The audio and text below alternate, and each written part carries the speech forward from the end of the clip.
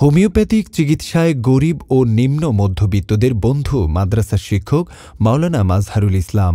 মাওলানা মাজহারুল ইসলাম মাদ্রাসায় পড়ানোর পাশাপাশি হোমিওপ্যাথিক চিকিৎসা সেবা দিয়ে তার নিজ এলাকায় প্রচুর জনপ্রিয়তা পেয়েছেন। আমি প্রতিদিন বিকালে এক টাইম মানুষের সেবার নিয়তে আমি আমার চেম্বারে বসে কিছু মানুষকে সেবা প্রদান করি। আলহামদুলিল্লাহ, আমি যে এক অল্প সময় এখানে চেম্বারে সময় দিচ্ছি, অল্প সময় আলহামদুলিল্লাহ আমি খুবই ব্যস্ত থাকি। আমি লেখাপড়া করেছি চট্টগ্রাম দারুল উলুম মঈনুল ইসলাম হাটহাজারী থেকে দাওরা হাদিস পড়েছি 2008-এ। এরপর থেকে আমি মাদ্রাসার সাথে জড়িত, মাদ্রাসা খেদমতে নিয়োজিত আছি। আর 2020 সালে আমি লকডাউনে যখন মাদ্রাসা প্রতিষ্ঠান বন্ধ থাকে তখন আমি হোমিও চেম্বারটা দেওয়ার মতো আমার সুযোগ হয়। কিন্তু এর আগ থেকে আমি হোমিওর সাথে প্র্যাকটিস করতেছি, তবে চেম্বার দেওয়ার মতো আমার সুযোগ হয় নাই। মাদ্রাসা বন্ধ থাকাকালীন সময়ে আমি চেম্বারটা দেওয়ার আলহামদুলিল্লাহ আমি এটার উপরে দীর্ঘ 4 বছর লেখাপড়া করেছি এবং বিভিন্ন কোর্স করেছি, বিভিন্ন কোর্সের সার্টিফিকেটগুলি অর্জন করছি।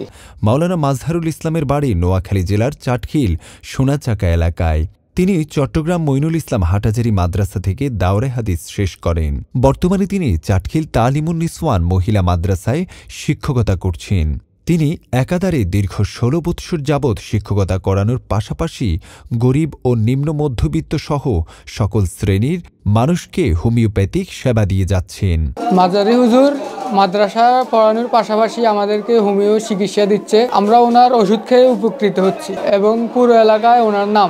মাওলানা মাজহারুল ইসলাম করোনাকালীন সময় হোমিওপ্যাথিকের উপর কোর্স করে সোনাচাকা মধ্যবাজারে নিরাময় হোমিও হল নামে একটি চেম্বার করেন।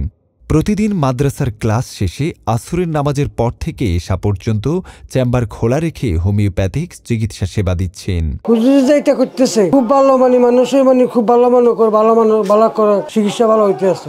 এখানে মাদ্রাসায় পড়ে, মাদ্রাসায় শিক্ষা করে, আবার এখানে আমাদের হোমিওপ্যাথিক এখানে আমাদেরকে চিকিৎসা করে, এটা খুব ভালো লাগবে।